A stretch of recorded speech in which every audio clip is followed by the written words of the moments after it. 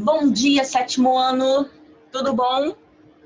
Bom, nossa aula, tá? Não tem aula ao vivo, pois vocês vão ler lá no mural um recadinho que eu tô deixando, tá bom? Para saber o porquê.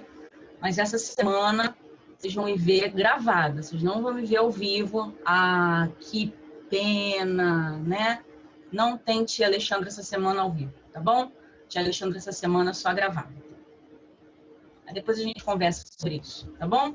Essa semana, a V1, revisão, né? Nós teremos as lives para tirar dúvidas. Então, eu vou fazer uma explicação aqui do nosso conteúdo, que eu já fiz na semana passada, durante as nossas lives, né? A gente fez tirar dúvida, eu expliquei os conteúdos, aqueles conteúdos que já estão disponíveis lá para vocês no Classroom, mas eu vou fazer uma nova revisão para que vocês se sintam seguros 100% para fazer a prova de vocês e tirarem uma nota 3. Quero todo mundo gabaritando essa prova, porque ela está muito fácil, tá bom? Tudo explicado, tudo esclarecido, então é só acertar as questões e correr para a galera, como já dizia o seu boneco, tá bom? Vamos começar? Vamos lá. Bem really não. Galera, tá aí os slides, tá bom? Vamos começar. Ficou bonitinho meu slide, não ficou, gente? Bonitinho. Vamos lá. Primeira coisa que a gente vai falar é de concordância verbal, tá? Concordância verbal, olha o nome. Concordância do verbo. Concordância do verbo com quem, Alexandra? Com o sujeito, tá bom? O verbo precisa estar em concordância com o núcleo do sujeito. Se o núcleo do sujeito está no plural, o verbo vai ser flexionado no plural. Se o núcleo do sujeito está no singular, o verbo será flexionado no singular. E eu tenho que flexionar também de acordo com a pessoa do discurso, ou seja, a pessoa que o sujeito está representando. Isso é uma coisa que vocês têm que focar. O verbo concorda com o sujeito, com os núcleos dele. Se o sujeito é composto, ou seja, tem dois núcleos, eu tenho que flexionar no plural. Preste atenção nisso. Se você prestar atenção nesses detalhes, ó, molezinha, você vai tirar de letra, não vai ter dificuldade nenhuma em fazer a concordância verbal, tá? A gente fomos, tá certo? Claro que não. Apesar de a expressão, perdão, a gente, ter essa ideia de muitas pessoas, né? A expressão está no singular. Então, o verbo precisa ser flexionado no singular. A gente foi, tá bom? Agora, se eu falo nós foi, meu Deus, o que é isso? Né? Não existe. De acordo com a norma padrão, eu preciso flexionar de acordo com o número pessoa. Então, primeira pessoa, eu preciso, não preciso conjugar o verbo de acordo com o sujeito dessa oração. Então, nós fomos, ok? Presta atenção. Se você prestar atenção nesses detalhes, ó, vai de boa, não precisa se preocupar. Dá uma olhada nesse slide, tá bom? Vocês vão ver aí algumas observações. Está tudo separadinho, estão bem explicadas cada uma das particularidades, tá bem? Se ficar alguma dúvida, mensagem para a tia lá no Google Classroom, que a tia vai estar ligada, prestando atenção para responder vocês, tá bom? Não façam a prova se ficar com dúvida, tá? Façam a prova depois que tiverem compreendido tudo. Ah, Alexandra, como é que eu compreendo tudo? E assiste as aulas. Pega lá os slides, olha o seu livro, tá bom? Reveja essa aula aqui, se for necessário, tá bem? Mas não faça sua prova com dúvidas. Olha ali, ó. Buscam-se novas estratégias. O verbo é o verbo buscar. Quando eu flexiono o verbo dessa forma, eu tenho que concordar com a partícula ser. Olha aí, tá? Eu tenho que concordar. Se eu faço essa concordância, eu uso o verbo na terceira pessoa do plural, tá? Buscam-se, tá? Presta atenção. Olha lá em cima. Alguns de nós iremos à palestra. Alguns de nós irão à palestra. Eu posso concordar das duas formas. Aí eu posso concordar com o pronome indefinido ou eu posso concordar com o pronome pessoal. Ok? Alguns de nós iremos à palestra. Alguns de nós irão à palestra. Tá? Presta atenção nisso aí. Tudo bem? Qual de vocês começou a ler diariamente? Qual de vocês começou? Eu estou concordando aí o verbo com qual? tá? E não com vocês. Os Sertões contam a saga de Canudos. Quem contam? Os Sertões. Então, tem que adequar, eu tenho que concordar fazendo a flexão adequada, tá? Os Sertões conta a saga de Canudos. Por que que, neste caso, pode concordar no singular? Porque eu estou falando de um livro, tá bom? Então, quando eu falo de um livro, eu uso no singular, porque a ideia de Os Sertões, tá? É o título de um livro. Então, aí, nesse caso, nessa particularidade aí, a gente pode usar das duas formas por conta dessa ideia. Os Sertões, porque dá a ideia de plural, e Os Sertões, porque me dá a ideia de que é o título de um livro, tá bom? E deem uma olhada aí em todos os detalhes, tá? Todos os conceitos. Todos esses conceitos eu já expliquei para vocês, nós falamos durante as aulas, tá? Estão nos slides que eu preparei para vocês, então é só rever. E no livro de vocês também, vocês têm alguma coisa falando sobre isso. E eu lancei também lá no Classroom, eu lancei, ó, como se eu lançasse alguma coisa, mas eu postei para vocês um vídeo explicando sobre concordância verbal, tá? Da Editora Moderna. Dá uma olhada nesse vídeo também que vai ajudar. Imagem bonita, né? Eu gosto dessa imagem. Bom, isso aí é para falar de reportagem. Qual é a diferença entre reportagem e notícia?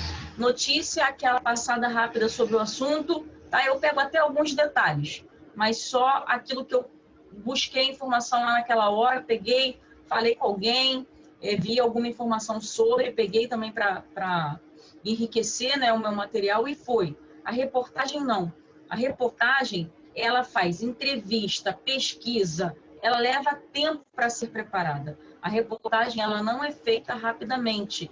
E o rapidamente aí não quer dizer que não seja feito em um dia, tá? Pode ser feito em um dia, mas ela não é assim, ó, pá, pum. Eu preciso de outros elementos. Eu busco, eu pesquiso, eu entrevisto, eu faço referência a obras anteriores que foram pesquisadas, tá? Então, a reportagem não é um material simples, não é um material básico, tá? Isso assim, para explicar bem rapidamente, para vocês terem uma ideia bem rápida do que é reportagem. Já a notícia, não.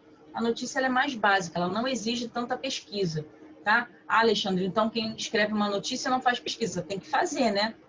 O cara tem que fazer uma pesquisa. Ele vai escrever de qualquer jeito? Não, ele tem que saber as informações exatas para poder passar a notícia. Só que a reportagem, ela se aprofunda nesse material. Ela se aprofunda no assunto, tá bom? Uma reportagem está fechada. Orações coordenadas. O que são orações coordenadas? Nós falamos sobre isso várias vezes. As orações coordenadas podem ser separadas por vírgula ou elas podem ser linkadas por conjunções. O que são conjunções? São palavras usadas para ligar orações, tá bom? As orações, nós vimos na aula anterior que elas não dependem de um sentido para que elas existam, mas elas dependem de um verbo. Eu preciso ter um verbo para que esse elemento, né, sintático, ele seja considerado uma oração, tá? Se eu não tenho verbo, não tenho oração. Eu tenho uma frase verbal, mas, desculpa, eu tenho uma frase nominal, mas eu não tenho uma oração, tá bom? A oração precisa ter verbo. Precisa ter sentido completo como a frase? Não, mas ela precisa ter verbo, ok? Então, vamos lá? As orações coordenadas, elas são independentes. Então, uma não depende da outra para ter sentido, ok? Olha aí, dá uma olhada na tela. O tempo corria, ela crescia rápido demais. Eu tenho, o tempo corria, é uma oração. Por que tem uma oração ali? Porque eu tenho o verbo correr, tá? O verbo correr está conjugado no... Qual é o tempo verbal que tem aí? Pretérito imperfeito, tá? O tempo corria, ela crescia, também está no pretérito imperfeito, só que eu tenho outra oração, porque eu tenho outro verbo, tá bom? E eu não tenho nenhuma conjunção fazendo a ligação entre essas duas orações. Eu tenho uma vírgula separando as duas, tá bom? Mas você pode ver que uma está complementando a ideia apesar de as duas serem independentes sozinhas. O tempo corria. Ok, o tempo corria, eu compreendo o sentido dessa oração aí. Ela crescia rápido demais também.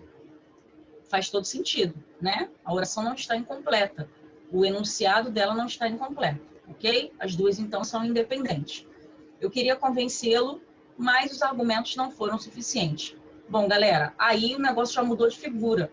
Eu tenho orações, eu queria convencê-lo. Aí eu tenho uma locução verbal, tá? 2 verbos com a ideia de um só.